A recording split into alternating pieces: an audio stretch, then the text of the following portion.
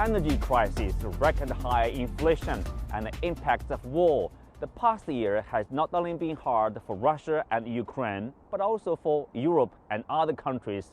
Looking back, what have been the major impacts of the Ukraine crisis? What can we expect from the promise of the new NATO heavy weapons to Ukraine? In this dialogue special of Ukraine crisis 1 year on, we have Fraser Cameron, Senior Advisor from the European Policy Center, and Vladimir Golstein, Chair of the Department of the Slavic Studies at Brown University.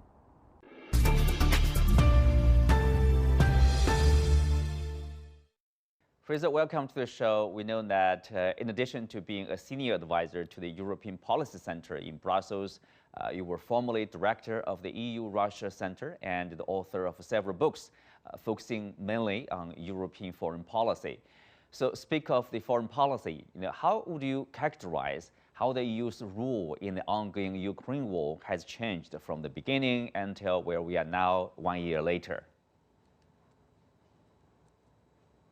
Well, I think many commentators assumed it would be rather like the Iraq war with intense bombardment of cities and the regime collapsing very quickly. And certainly I think that was how Russia foresaw the conflict. But Ukraine, a country of over 40 million people, proved far more resilient than most people thought, pushed back Russian troops. And now we're in a kind of stalemate situation, rather akin to the First World War. And this looks like continuing for some long period because no one is going to have an absolute superiority on the battlefield. So unfortunately, I think we are now in the process of a military stalemate. Mm-hmm. Well, not long ago, the German foreign minister talked about, quote, we are at a war with Russia. And of course, we have NATO, a senior NATO official saying that NATO is prepared for military confrontation with Russia. Are you seeing that, this situation or the tension is escalating? Or are you seeing that, this EU countries are more directly involved in this conflict? The tension has increased between both the EU and Russia and NATO and Russia for obvious reasons, and the EU has taken a number of steps to support Ukraine in its attempt to maintain territorial integrity and sovereignty, which was supported by all United Nations members. And individual countries in the EU and NATO have been helping the supply of defensive weapons to Ukraine to ensure that there is no complete sort of military victory by Russia in the short term. So that is the situation. It's poured enormous strain on relations, not only between the EU and Russia, but also the EU and some other partners. Mm-hmm. Well, the past year, has certainly not been easy for the EU countries. We know that, the conflict, inflation, of course, because of the tension, and energy crisis, for example. How do those factors, impact European countries? Probably, what do you see, looking into at 2023? What will be the major priorities for the EU and EU countries? Well, it's been a huge impact, the war on Europe and the rest of the world. And I think for the EU, their number one priority is securing alternative energy supplies, because Europe was over-dependent on Russia. Some countries were almost 100% on Russian supplies. So very rapidly, EU countries had to secure alternatives from the Middle East, from Africa, from the United States, Norway. And this was something that led to a sharp increase in energy costs in Europe, which led to higher inflation. And this came on top of the pandemic, and countries were just starting to recover from the pandemic when this happened. And so this has been a shock, a real economic shock to European countries. And it's led to a decline in output, only now just stabilizing. and probably will be recovering this coming year. But it also has led to a discussion about how Europe should reorientate its supply chains to ensure that it's no longer dependent on countries like Russia for key products. Secondly, in terms of priorities, I think it's made the European governments determined to be more resilient, to be more self-sufficient, to ensure that they can compete almost as a bloc in the very different world circumstances. And this includes being able to stand up to the United States in areas like digital technology, because the United States is actually pursuing quite a protectionist path at the moment. And the third area and priority is, of course, climate change. I mean, Europe still wants to be regarded, and I think is regarded, as a leader in climate change, even though there have been some temporary setbacks. For example, some of the coal-fired power stations in Germany, which were due to shut this year, have been kept open for a longer period. So I think these are the main priorities for the EU, and all the leaders recognize that they have to pull together. I mean, for example, 2 or 3 years ago, after Brexit, some people thought other countries might leave. In fact, no country wants to leave. There's no political party anywhere in the EU suggesting that their country should leave the EU. So I think the last 2 years has brought the European Union countries closer together. Closer together, more solidarity. And of course, at the same time, some would say they expressed the concern that European countries could be pushed into the front line of the conflict, as at least some of the countries appear to be competing to express or to supply weapons to the Ukrainian side. And is that a legitimate concern? Yes, I think some governments, some politicians are concerned about this. So that's why governments have been very careful to ensure, firstly, that the weapons are essentially defensive. They've not been offering Ukraine any missiles that could strike Russian territory. It's essentially weapons to ensure that they can counter any Russian offensive. And I think equally, Western governments have been very clear to Russia that they will not supply Ukraine with any weapons that could impact, Russian territory direct. The aim is simply to help Ukraine defend its territory, and if possible, recapture the territory that has been taken by Russian forces since last year. That's the aim of the weapons supplies to Ukraine. Fraser, you mentioned earlier all those weapons supplied from European countries, being defensive, basically, with the concern of avoiding escalation. But then we are seeing that, missiles and also tanks, and also probably fighter jets could be supplied to the Ukrainian side. Is there a concern of, possible escalation? Well, the decision to supply tanks was based on the understanding that they would only be used on the territory of Ukraine, and that is something that the Ukrainians have accepted. Similarly, fighter jets are not going to be delivered anytime soon. At the moment, the emphasis is on anti-aircraft weapons, and the Ukraine Air Force would need time to train pilots to use planes, but it's not going to be, I think, a game changer. I think as I say, we're in a stalemate, and we have to try and build up an international community of pressures on particularly Russia to say, look, this is unacceptable, and we have to withdraw troops to the previous position and then have some talks. I mean, the Western position is we cannot press Ukraine to accept that Russia has gained territory by its military actions, and this is acceptable, because that simply would go against international law and all United Nations conventions. So the ideal situation at the moment would be for Russia to withdraw its troops to outside of Ukraine, and then have a discussion on perhaps what could be done for the minority Russian population inside Ukraine, because that was one of the alleged grievances that Moscow had with Kiev. So there is some room for discussion, but at the moment, I don't see the conditions for any talks taking place. Speak of that, Fraser, recently a senior Russian diplomat said that, Moscow is ready to engage with Ukraine, but there should not be any preconditions for talks. That should be based on the existing reality. What do you make of the comment? Well, the existing realities mean that Russia maintains its hold over Ukrainian territory that it has conquered by force.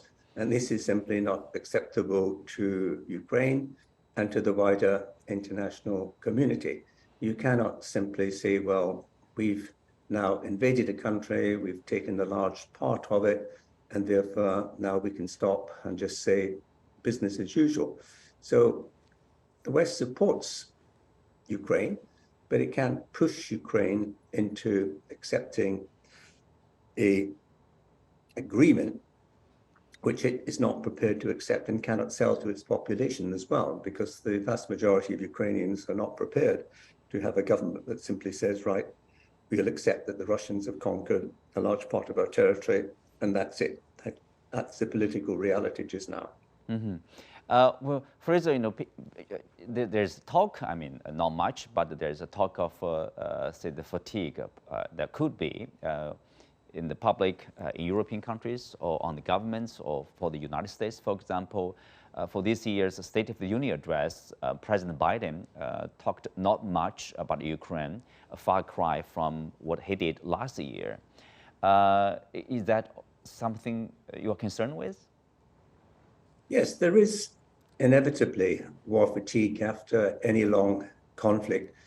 But I think President Biden himself is perfectly okay with persuading the American Congress and people that they have to go on supporting Ukraine. Biden himself is going to Poland quite soon to express his support, and he received President Zelensky in the White House last month, and Zelensky spoke in front of Congress. Zelensky's also been speaking in the British Parliament and in the European Parliament. So I think Western political and diplomatic support combined with economic, financial support, humanitarian support is quite firm.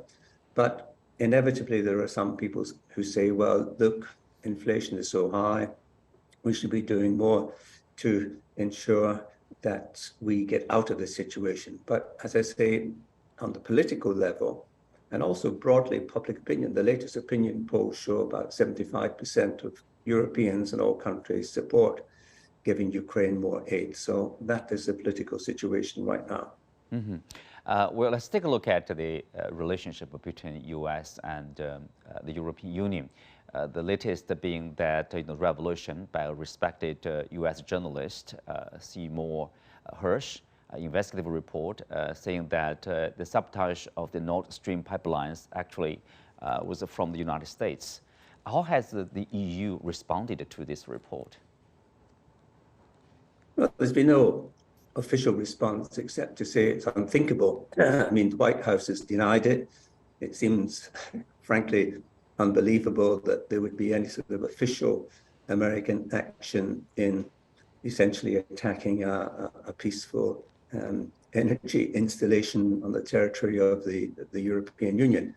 I mean, Seymour Hersh is a good journalist, but he's not always right. Thank you, Fraser.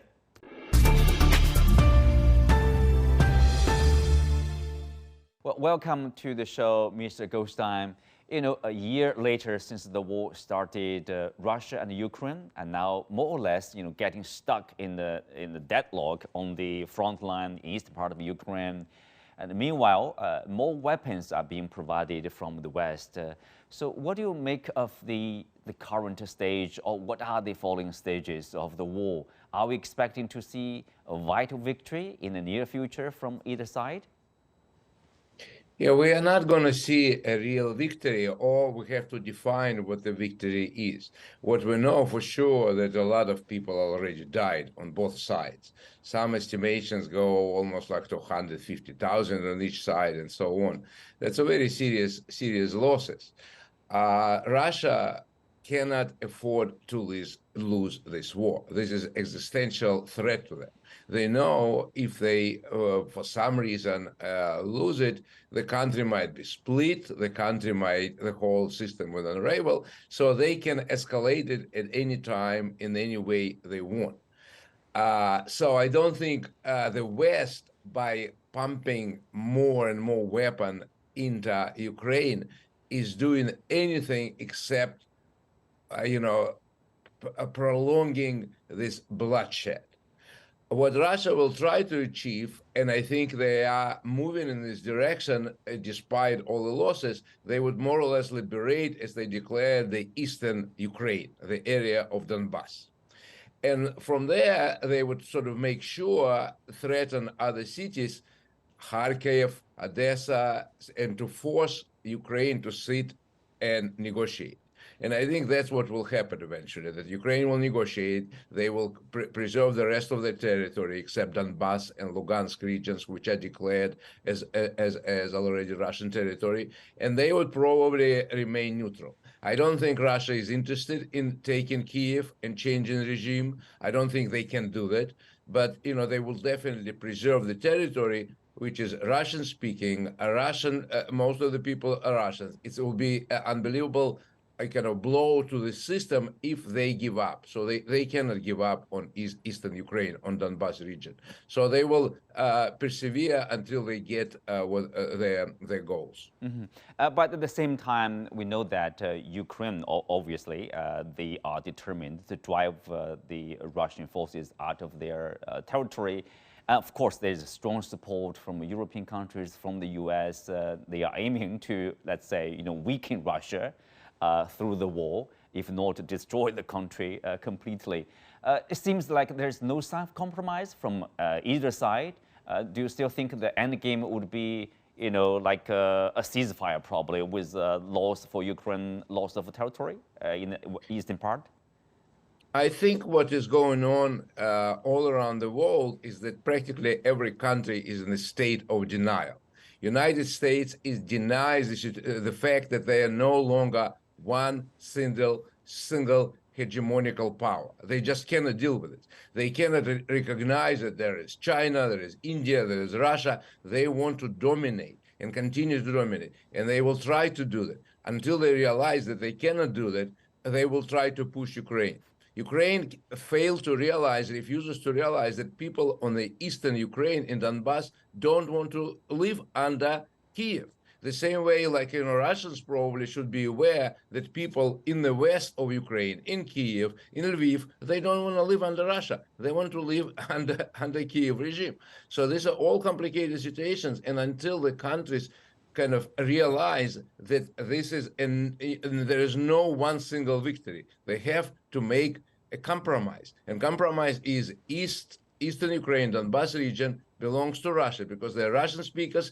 And they, since 2014, they were fighting against Kiev regime. They're very much determined. They're not going to give up to Kiev. So until there is a new borders are there, and I think what I'm saying is that there were endless amount of polls and questions of people in eastern Ukraine, and they answer very honestly. They don't want to live under Kiev. So, and for Russia, they can't afford to say goodbye Donbass, because that will be a tremendous blow to Russian prestige. You just cannot give up. Every Russian have some relatives in Donbass region.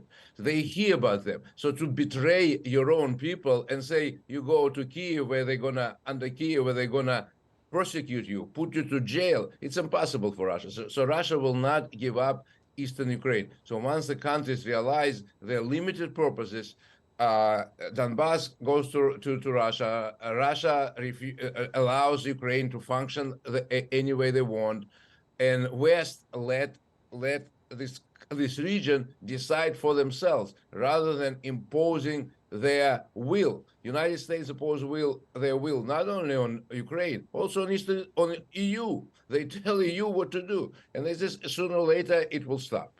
Mm-hmm. Are we seeing any signs of fatigue in terms of the support from the EU countries or the US, to Ukraine? We know that in 2024 presidential election, there could be or might be a Republican president. A Republican in general shows less support, let's say, to Ukraine. Will that be a factor, for example, affecting the situation in the Ukraine war? It's a complicated issue because what this situation reveals to the world, to a lot of people all over the world, that there is a big separation and big split between the politicians who don't feel any fatigue because they benefit from military-industrial complex, they benefit for wrapping themselves into banners and pretending to be heroes, and common people who realize that they are paying taxes, a lot of taxes for like a corrupt government in Kiev. It's a really corrupt government, and everybody knows that, including Ukrainians. They send their children, the leaders of Ukraine send their children abroad while common Ukrainians are fighting the war and dying in endless amount of numbers. So common people feel fatigue in Russia, in Ukraine, in the EU, and the United States. Whether the politicians decide to capitalize on this fatigue and say enough is enough, we hear some marginal politicians saying it. I don't see so far the mainstream politicians saying it's enough. But maybe by 2024, there will be enough pressure and Republican candidates will say that we don't want to waste our available resources on this. I also think that certain things will have to change in the mindset of European and American politicians. We have endless amount of problems facing the world, from climate to COVID to anything. We need cooperation rather than ostracizing, maligning, treating other countries as pariahs. So sooner or later, politicians will understand this drift too. Will it happen by 2024? I hope so, but you know, it's not guaranteed. But fatigue will take over sooner or later. Mm-hmm. You mentioned earlier about European Union or European countries basically played a role somehow very much influenced by the United States. You know, tell us more about the the role played by the European Union in terms of support or in terms of being affected by the war and also the sanctions. You know, and the devastating effects basically on their own countries. You know, there is no unity in European Union. There is very serious divisions are there. Some countries are like very much in the pocket of United States. Unfortunately, Germany, which is like the most fundamental country in Europe, they are still following the American line. But we hear other countries from Slovakia to Hungary, they're not willing to sort of go along. They realize that they need cheap gas from Russia, they need cooperation, they need to trade. So I suspect that these divisions will only grow. Of course, there are countries like Poland who is very, very active, taking pro-American side and continues to push this line. But I think sooner or later, many countries will realize that Europe, the idea of EU is to be united, so they don't need the situation which divides them, which creates very radical parties on the continent, which makes life more expensive, which drives inflation up. So I think it will sooner or later it will stop. It become politically, now for time being, it's politically wise for politicians to follow American line because they know they depend a lot. But sooner or later, it will become a liability rather than advantage. Rather than advantage. If you look at the global community at large, you see, sanctions being imposed on Russia, mostly by Western nations, the U.S., European countries, G7 probably. But if you look at the absolute majority of the international community, for example, African countries, Latin American countries, Asian countries, mostly developing world, including China, India, Brazil, South Africa, for example, they are not with the Western world in terms of imposing sanctions or criticizing Russia. What do you make of this kind of international situation? I think this international situation knocks at the door of European politicians, and they tell them, we want trade.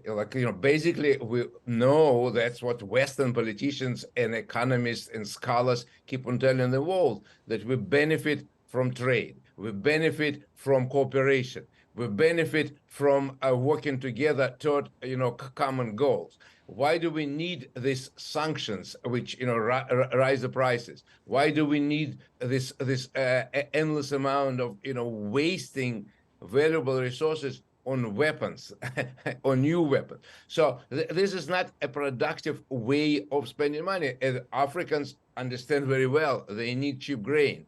Many other countries understand very well they need good access to energy. So they are not, and they also see, being outside Europe, they see United States for what it is. They don't just get benefits. Many countries remember what English did to India. They remember what Western world did to Africa, to many other parts of the world. So they understand that this is a propaganda war as well. They understand that this is not, as the way it's presented in the West, good law-abiding Europe versus aggressive Russia. They see there's this one side pushes their interest, another side pushes their interest. So they say, okay, let them decide it. We don't want to interfere. We want to trade. We want a cooperation. We don't want to be part of that. So I think that's the situation. Mm-hmm.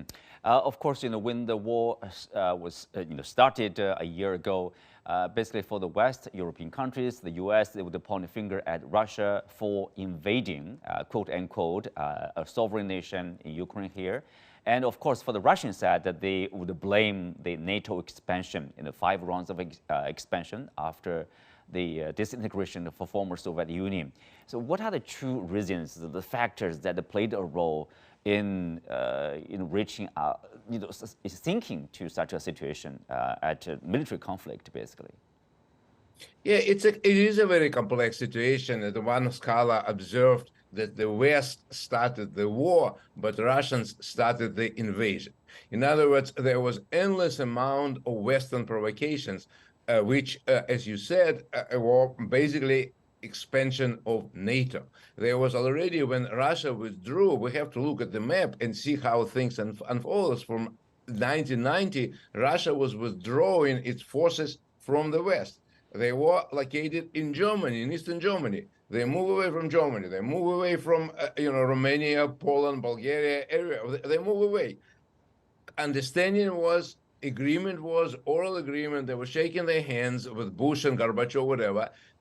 Leaders of Germany were saying, we wouldn't let NATO even on the eastern part of Germany. That's what they were promising Russians. And they push and push and push, and they surrender Russia with more military bases and more aggression.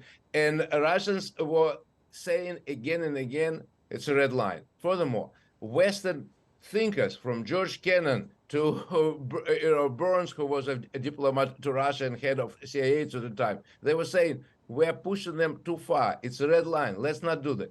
But for some reason, very myopic, very aggressive, very kind of limited in their understanding politicians like Hillary Clinton and her State Department, they pushed this war until Russians probably lost their cool and started the invasion. And we're now here 1 year later. What I hope that we still, if you look at the United States, most of the politicians are still grounded. They're old. They're what they call boomer generation. They're a generation of this post-war. They still think Cold War. They still think, United States is the only reliable, law-abiding country. The situation's changed. So younger people, younger politicians will probably learn to think differently.